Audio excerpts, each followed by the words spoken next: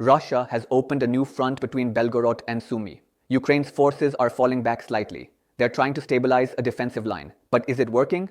The war is approaching its 4-year mark, and Russia's tactics have changed dramatically. Gone are the large armor formations. Now it's smaller units backed by swarms of FPV drones. Ukraine is scrambling to adapt. Ukrainian Defense Minister Rustem Umerov admits the shift. Russia is using smaller units with drone support, he said last week. These units probe for weak spots. When they find them, they concentrate resources and pierce through. The result? In June 2025 alone, Russia captured 500 square kilometers, the fastest advance in months. Ukraine's response is a complete overhaul of fortifications. The old system used extensive trench networks stretching 2 to 5 kilometers. Now they're building smaller strongpoints, just 60 to 70 meters of trenches per position, each equipped with mandatory anti-drone covers. Army Commander Oleksandr Syrsky explains why. A drone on fiber optics can penetrate any hole, he warned. The new design makes detection harder. But there's a critical problem. Fortifications only work if they're occupied. Syrsky is blunt about it. If a normal strong point is built, but only 2 or 3 soldiers remain in it, of course this fortification does not play its role, he said. Ukraine faces a chronic troop shortage. Despite mobilization efforts, they're outnumbered on the 1,200-kilometer front line. The math is simple. Not enough bodies to hold the lines. The problems run deeper than manpower. Roman Pohorilyi, co-founder of DeepState mapping group, calls the Sumy and Kharkiv regions a mess.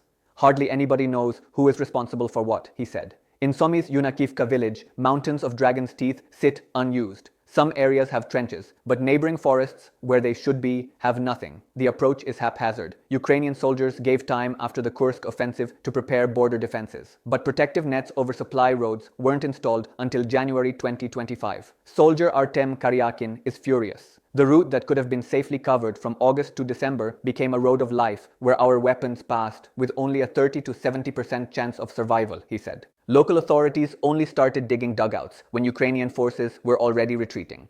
By the time many positions were finished, Russians were much closer. The work lost relevance. The responsible officials lost a huge amount of time and ultimately failed their task. The roots go back decades. Before 2014, Ukraine systematically dismantled its engineering forces. By 2005, only 4 engineering regiments remained. Special military equipment was decommissioned and sold off. Excavators, earth-moving machines, mine plows, all gone. When the invasion came, there was no powerful engineering component to respond. Now Russia is exploiting every gap. They've sent private construction companies to build ready-made concrete shelters. They use a single master plan. The Kremlin has money to fill any gap with rubles and coercion. Ukraine doesn't have that luxury. The new Belgorod Sumy front is particularly vulnerable. Russian tank units claim they've reached the western border of Donetsk. They're pushing toward Dnipropetrovsk. Ukrainian forces are trying to stabilize the line. But without sufficient troops and with chaotic fortification efforts, the question is not if they'll be pushed back, but how far. What do you think? Is Ukraine's shift to smaller fortifications enough to stop Russia's drone-heavy tactics? Will the troop shortage doom Ukraine's defensive line between Belgorod and Sumy? Drop your thoughts below.